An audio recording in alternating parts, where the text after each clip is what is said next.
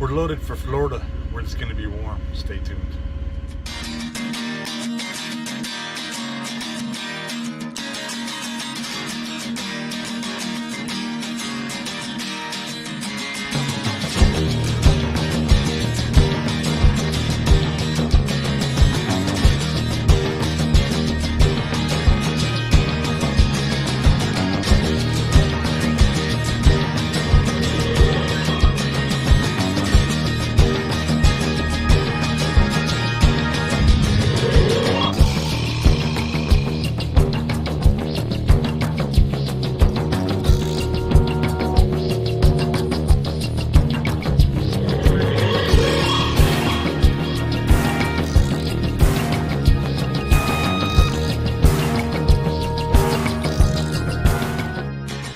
Hey, what's up, everybody? Here's what's going on. Got up this morning and made my delivery down here in Florida. I was down in Tampa, and I've parked the truck and started and got everything unstrapped and untarped, and then moved over to where they were going to load me. And before this, I had already talked to my coordinator, and I couldn't find any loads that was going to get me out of here. So I thought, well, what the hell, I'll just go ahead and go home. I'm in Tampa, I just got to drive down to Miami. And so I went and booked a load for Tuesday, and I couldn't find anything. It was coming out Monday that was paying worth of crap.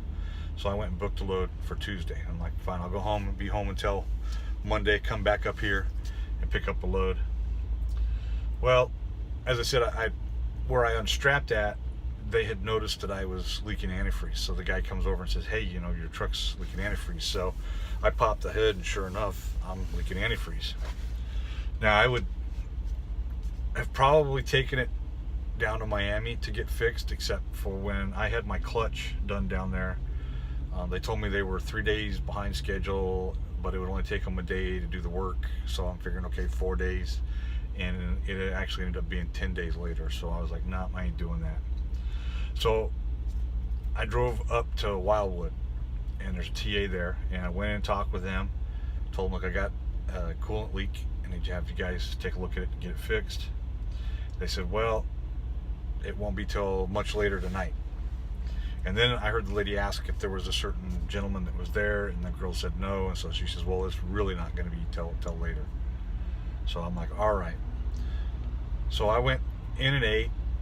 Came back out to the truck and started thinking, man, there's a Petro in Ocala. This is where I stayed last night. So I called them up. And this was, let's say, about 2 o'clock this afternoon. So I called up and talked to the Petro up here. And the guy kind of, he doesn't put me on hold, but says, hold on a second. I hear him ask, hey, we got a guy that's got a Freightliner, he's got a coolant leak. How long would it be till you think we can get him in here? They said, oh, about 4:30.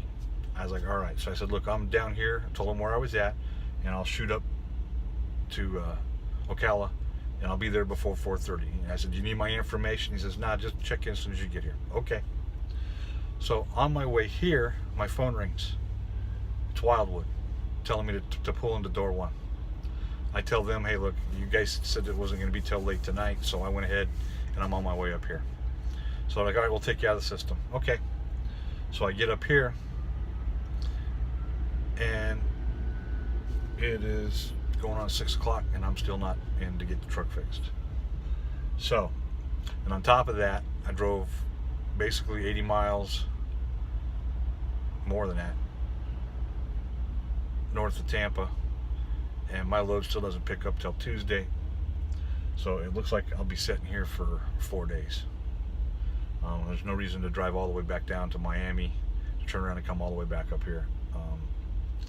So we'll see what happens, see if they're going to be able to get this fixed. The only reason I came up here was also is that there is a Freightliner here in Ocala, that if I need to take it over to Freightliner because they can't fix it.